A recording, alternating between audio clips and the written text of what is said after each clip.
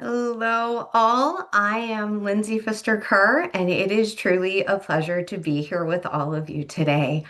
I am so looking forward to this topic today of finding ways to rest. And if you'll give me just a moment, there we go, to get everything all set up. So, last month, in January, we began looking at the idea of what is mental overload and how we often it builds and it's about capacity. Our brains can't take much more. And we often don't realize it's set in until we start seeing some signs of it or we start seeing some challenges with it. So this month we're going to keep building on that. And one of the parts of mental overload that we talked about is pausing. And how do we stop or give our system a break to even recognize what we're carrying? The challenge that we run into is that when we do finally take that moment, even if it's a minute to pause, to help lower the mental overload or engage with it, the challenge then starts to grow and it starts to become uncomfortable being still. And that's what we're going to look at today. So, why does slowing down, pausing, taking a break feel so difficult? So, one thing I want to put out there is that this is not about convincing you to rest more. You have to stop. Um, you have to make sure you sit and you have to quiet your mind. That's not the point of today. The point of today is understanding what makes it uncomfortable when we pause or we do stop. And then when we do that, what can we do to recognize it? And how can we start to retrain our system? So I'm going to explain a lot of things. This is a lot to get to in 30 minutes. But then on top of that, I'm going to offer you some quick tools just to start to offer you some, the word that I started to realize comes up a lot with my clients is when they start engaging in this type of work, is they want relief. They want the brain to quiet down. They want their bodies to be allowed to stop and even just enjoy playing a game with a family member or listening to someone's conversation and really engaging with them or going for a walk and not thinking about a million things. That's the relief they're looking for. So I want you to stop for a second and just ask yourself this question. If you try to pause or stop or stop working or doing your to-do list, what happens first? Think about that for a moment. So I want you to think about how does that come up? But before I jumped ahead of myself, I apologize. I want you to ask yourself this question first. Finish the sentence. I am the one who what? Who others depend on? Who handles everything? Who's responsible for my team, for getting the work done? Who's responsible for logistics at home? Who cares for my loved ones? And I bet you could do a big Santa Claus list of all the things of who, of what you are and what roles you fill. And that's the challenge with this is the people that I work with, myself, and those who are probably listening are very responsible, very competent. I know when I take the Gallup poll or the Gallup test for my strengths, responsibility comes up at the top, and it is a strength, but we become the ones who we complete the sentence with a lot of things. So now jumping ahead to where I was, I apologize. So now, since we recognize we're the ones who, and finish your list off, or maybe even looking at your list starts to get a little overwhelming.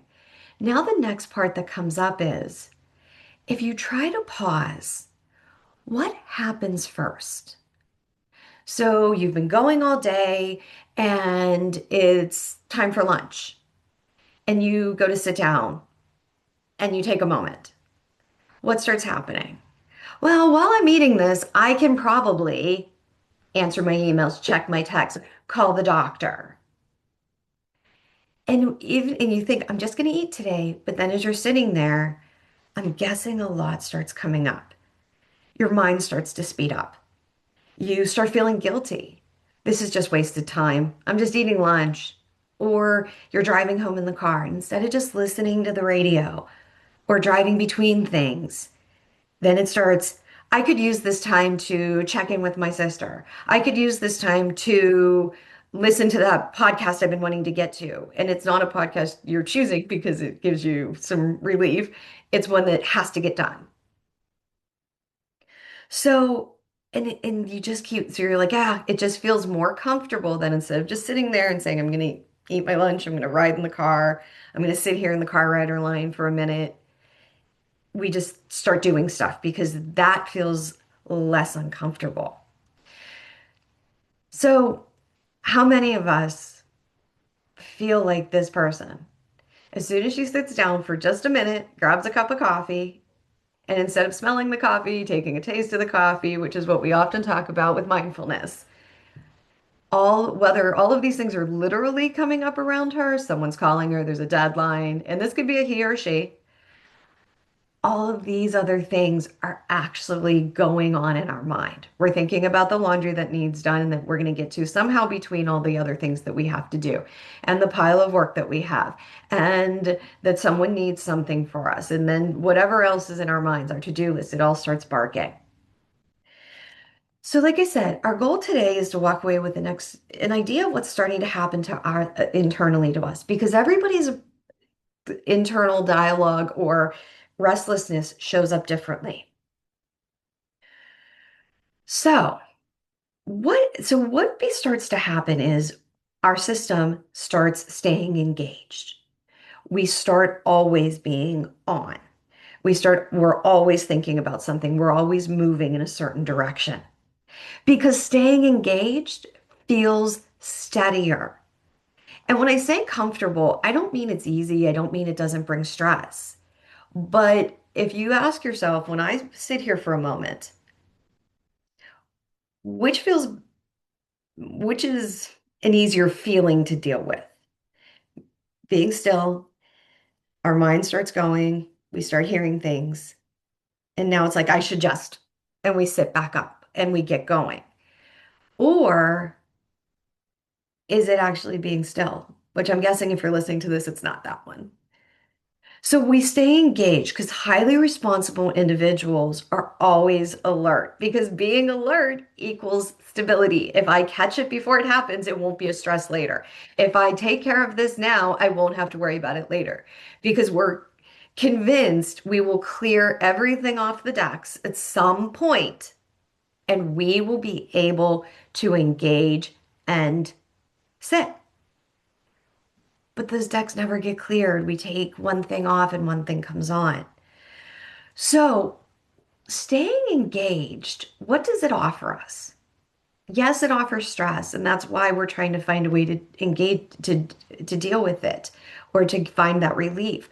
But actually, when we've built our system up by always being alert, always being the one who's responsible, always being the one who wants to be competent, always, always, always, what does staying engaged help? Well, it helps reduce uncertainty.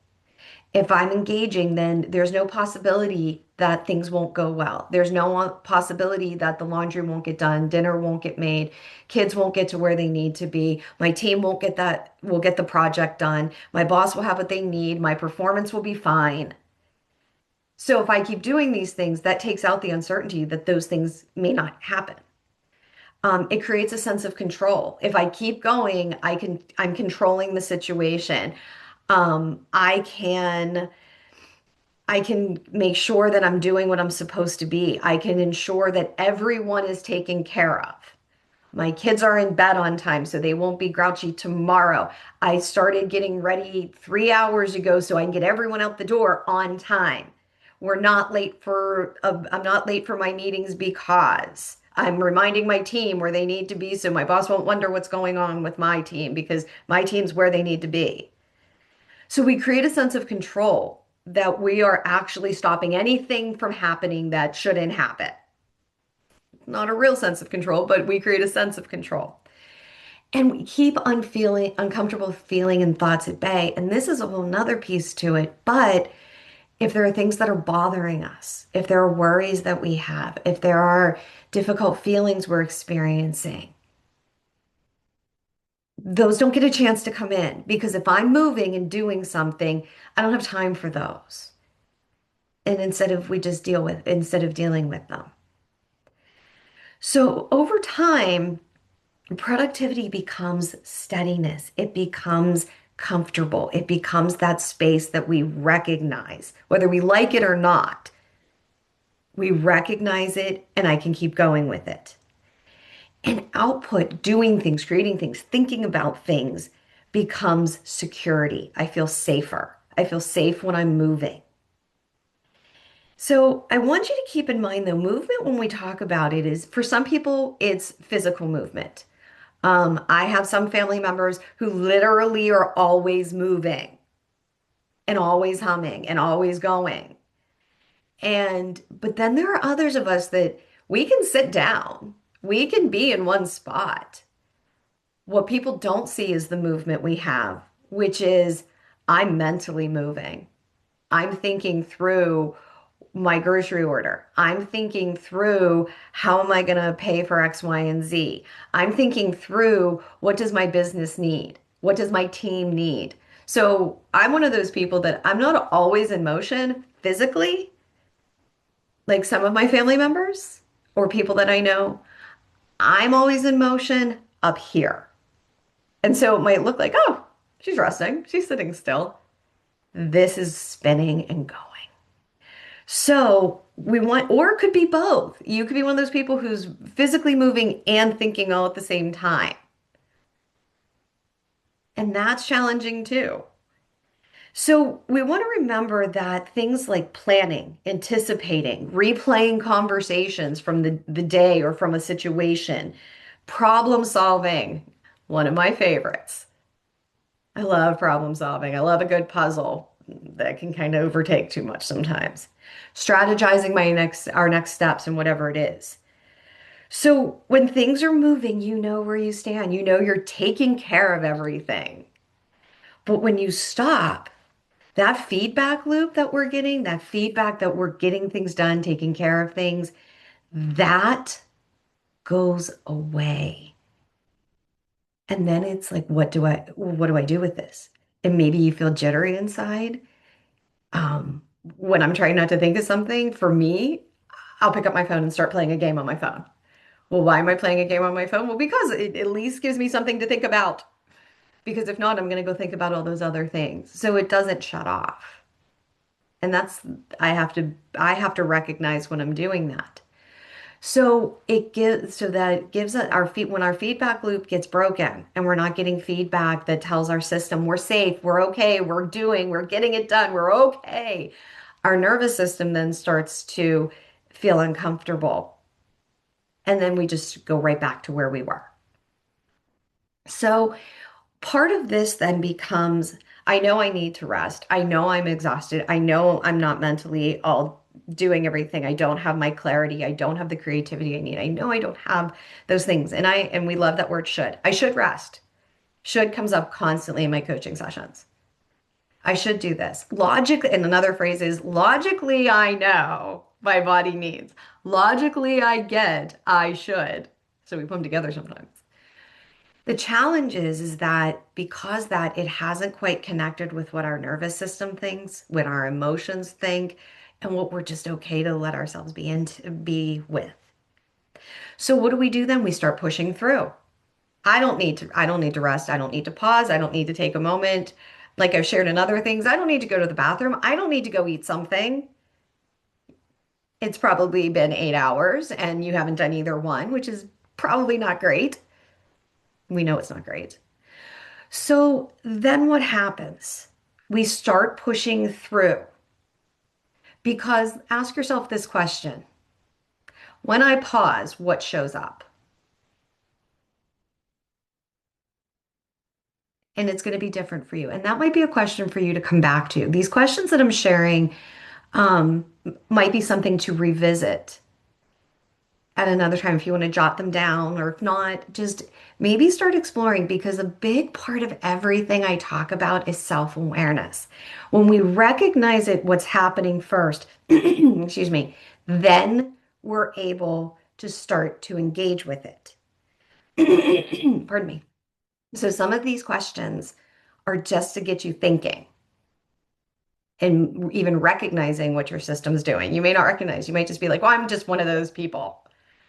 Um, so when all of that starts coming up, all of those things, then so then what do we go to? We go to pushing through. We all do it. We're run down.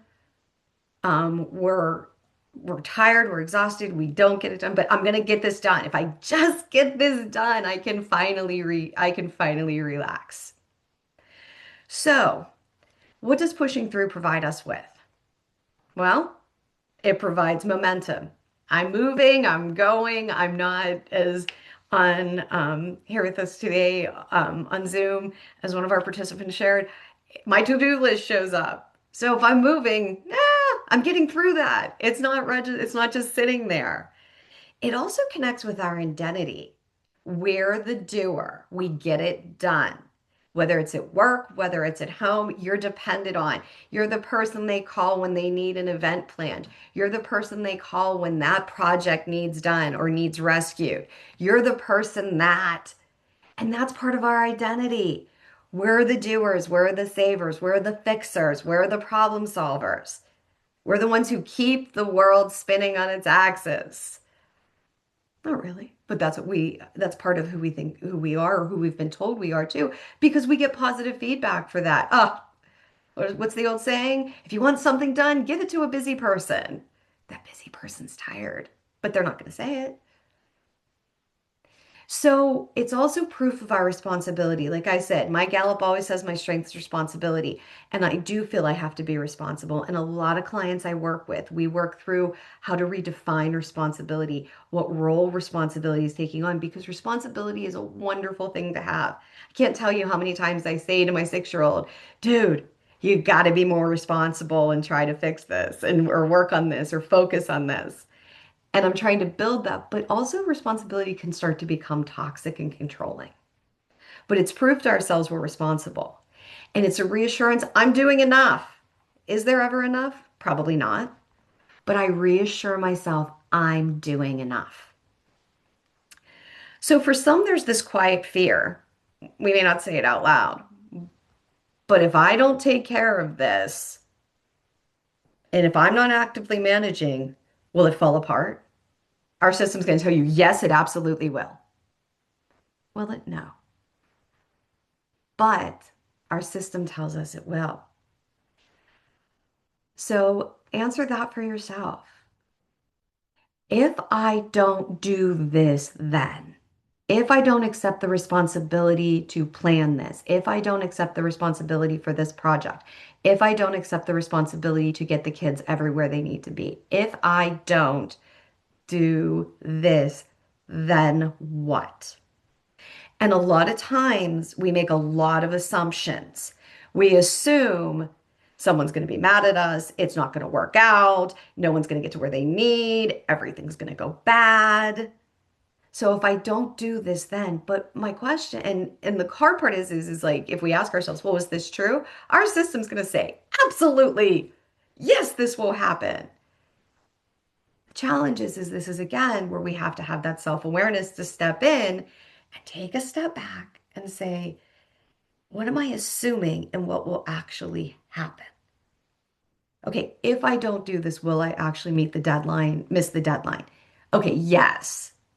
If I don't do this, will the bill not get paid? Well, I'm the person responsible for finances, let's say. Yes, those are real things.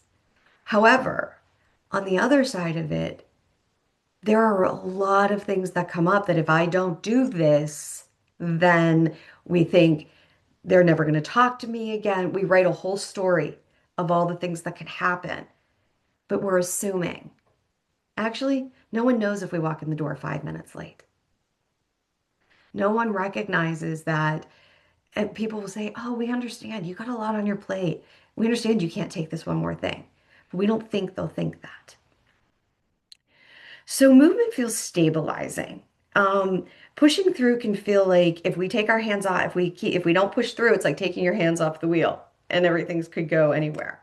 So discomfort does not mean rest is wrong, what we've been talking about. So, and our discomfort isn't about laziness. We're not trying to rest well enough or hard enough. It's about a loss of certainty. So what happens to us? So what happens if we keep pushing? We can. It's an option. What happens if we keep pushing is that one mental load accumulates, like we talked about last month. It builds and builds and builds, and we start becoming snippy, short with ourselves, short with others. We become run down. Our systems become run down. We become exhausted. It can lead to burnout, to physical challenges. What else can happen? Endurance turns into strain. Pushing through, going from endurance, like I can get through this difficult time, which is a form of resilience, which is a strength. But when it crosses into I'm just pushing through because I won't allow another option, that turns into strain, which is then poor sleep recovery, emotional reactivity, reduced patience, small stressors feeling like they're huge, everything feeling really big. So that becomes a challenge. The third thing that can start to happen is or like I said, our identity becomes tied to output. Our worthiness, how good of a mom, a dad, a coworker, a friend, a daughter, a son, a brother, a sister, a friend, a cousin, whatever it is, becomes tied to how much I'm doing. So my worth becomes to how much am I getting done. If I don't do all my laundry and it's piled up, what will someone think of me? So that my worth is tied to that's all done. I've done everything perfectly. Pausing feels like we're falling behind. I had someone say to me one time, I'm your ideal client to work with. The challenge is my need to keep going tells me I don't have time to work with you. And that's why I said, well, my goal is to offer people what they need where they are. So some of us can only take a few minutes to complete a couple of questions to help us refocus, while and others may be able to build up to coaching. But that's what our brain tells us. You don't have time to get the help you need. You don't have time to give yourself the space you need. And slowing down feels irresponsible. If I slow down, I'm not being responsible. I'm not living up to that value. So pausing begins to feel threatening. It begins to feel really challenging. And the last thing that can start to happen, and there's a million other things that could also happen, but these are some core ones to take a look at, is emotional processing gets delayed, like we talked about a little bit ago. We don't deal with our thoughts, our feelings. And the challenge is those things build up. It's kind of like a closet that you keep throwing something into, and we just put the jacket in there, and it's a nice clean closet. And we deal with the jacket and we keep that jacket hung up. And then five more jackets get in there. And then, well, people are coming over, so we cram all this stuff in there. And then, well, we find a few more things. We find a few more things until that day it looks like a cartoon character who, when we open it up and all this stuff comes falling out. That's how emotions and thoughts and feelings can be. I'm going to tuck this away for right now. I'm going to tuck this one away for right now. And some we can do that with, but others we can keep tucking until eventually they're going to find a way out. And that leads to a whole other situation that we're dealing with now. So now we're trying to keep pushing through, trying to stay responsible and keep on top of things. And now we're dealing with things that don't want to be kept pushed away anymore. So I want you to keep in mind the challenge is that pushing through is not the enemy. I'm not saying that pushing through is because, like I said, sometimes it is a resilience, it is an endurance. There are some things we do have to push through. We lose a family member. We have to work through that.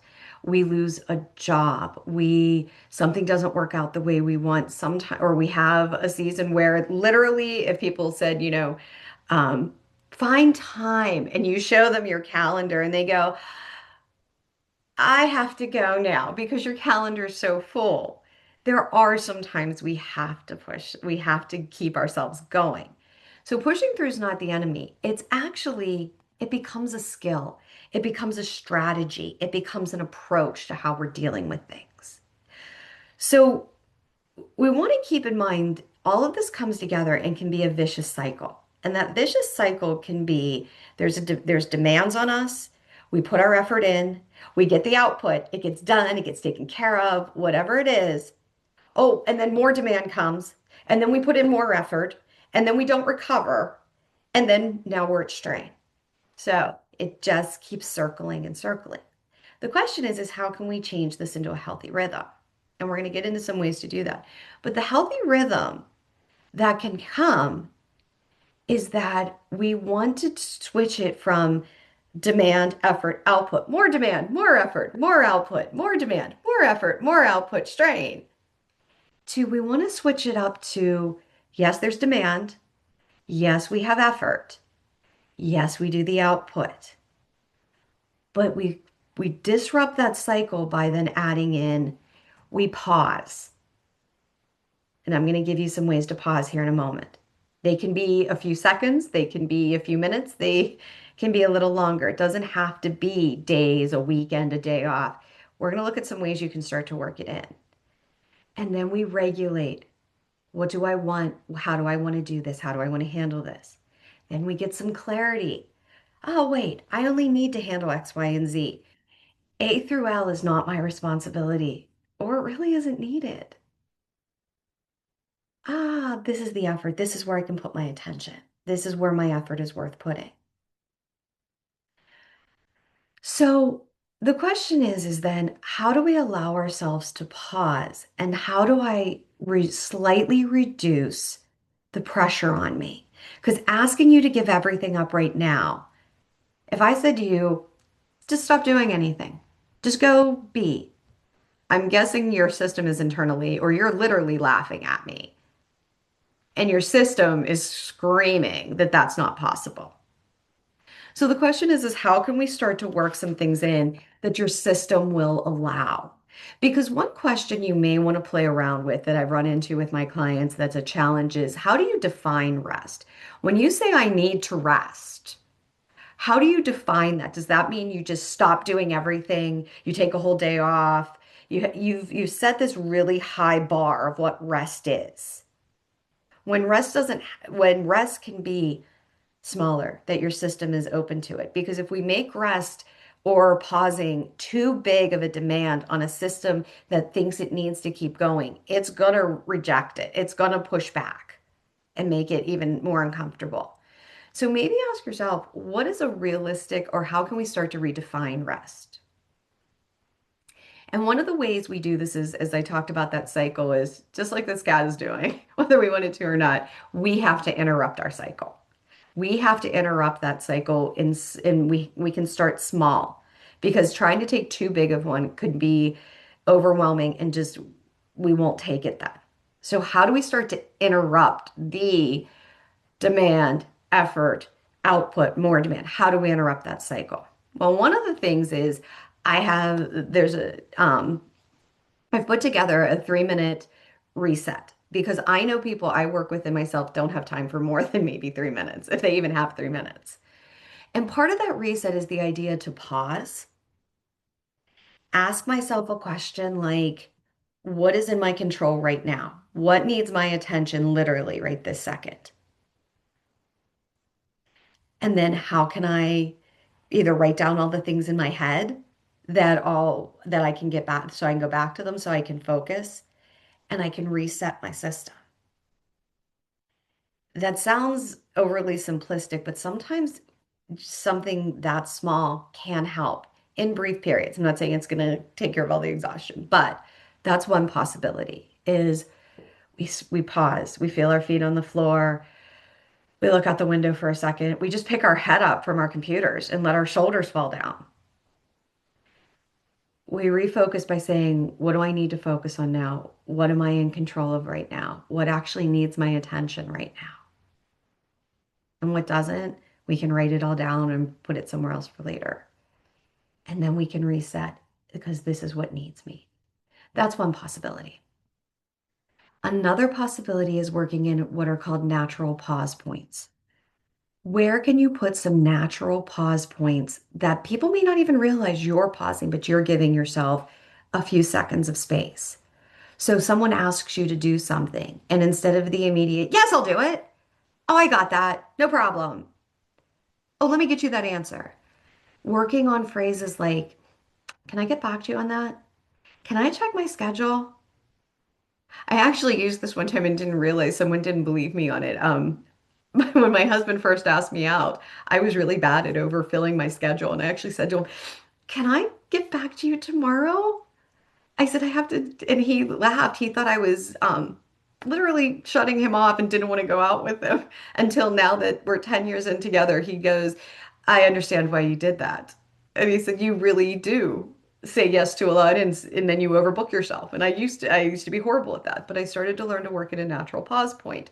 But can you do that before saying yes to something? Can you say, "I just need to think for a minute. Can I get back to you?" Those phrases are hard, but we can start to try them. Even just taking a breath before you answer. Between tasks, I finished answering my email. I'm going to take a drink of coffee. I'm going to take a breath. I'm going to figure out what I want to do next. And then after completing a responsibility, maybe you do check a small thing off your list or you actually get something done. I folded the laundry. Okay, I'm going to take 5 minutes and look on my phone, or I'm going to watch this thing on TV, or I'm just going to sit here. Working in small pauses like that and actually planning them can be really helpful. It can create a rhythm that instead of nonstop output, we're interrupting. We're giving it the system a break instead of just one thing to the next. And the last one goes back to that, what do I control? It's actually asking yourself, what truly requires my effort, my attention right now? That is a question we may have to keep asking. Maybe make it a post-it note. Maybe put it on your phone to come up every so often to ask you that question. But we make everything our responsibility. So when we're doing that, actually coming up with, what does this actually mean? So decide, asking what needs my attention. What can I set aside? What can I write down? Because eventually you might go back to that list and be like, I didn't need to do any of those, even though I thought they were all the most important thing. So I thank you for hanging out for a few extra moments. We went a little bit past. My goal is always 30 minutes, but I'm always just a few minutes past that.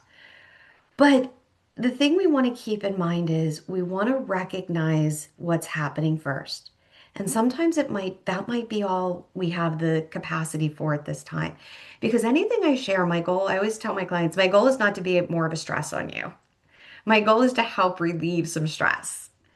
And by doing that, the question is sometimes we can't get all the way to working those pauses in, but even just starting with some self-awareness as to how does it feel when I sit down? What gets in my way? What am I, what is making it so uncomfortable or difficult? Just even starting there is a huge step. And then we can start to build because we don't want to end up in burnout. We don't want to end up in chronic stress. We don't want to end up completely overloaded. So if we can try to catch these things along the way before we go down a slippery slope, it can be helpful. So slowing down doesn't mean becoming less driven. Pausing doesn't mean lowering our standards or letting everything fall apart, because we know we're not going to let that happen. We have to trust ourselves. We won't let that happen. We will be able to go back to our work. We will make sure that everybody gets to where they need to be. But what it means, slowing down means expanding our capacity to be more creative, have more clarity, be able to actually connect with people we care about. And it allows us to engage in some steadiness that is not strain, that is not pressure. We can be steady and keep going because we're replenishing. Your cell phone isn't going to keep working if you don't plug it in. Same idea. And I know I take my cell phone down right to the bare end, but that's not healthy for me or my phone or any of us. So remember, relief creates space where control can soften. We can be okay with things. And trust has room to grow. Trust of ourselves, trust of people in our lives that they can help us. They can do things, maybe not the same way as us. So, as I shared earlier, if any of this resonated with you, I do have a 3-minute stress reduction. You can hang it up. It's quick, it's easy, it's literally meant to be done in maybe 30 seconds. But I offer a lot of other things. I believe in practical micro tools that you can get to.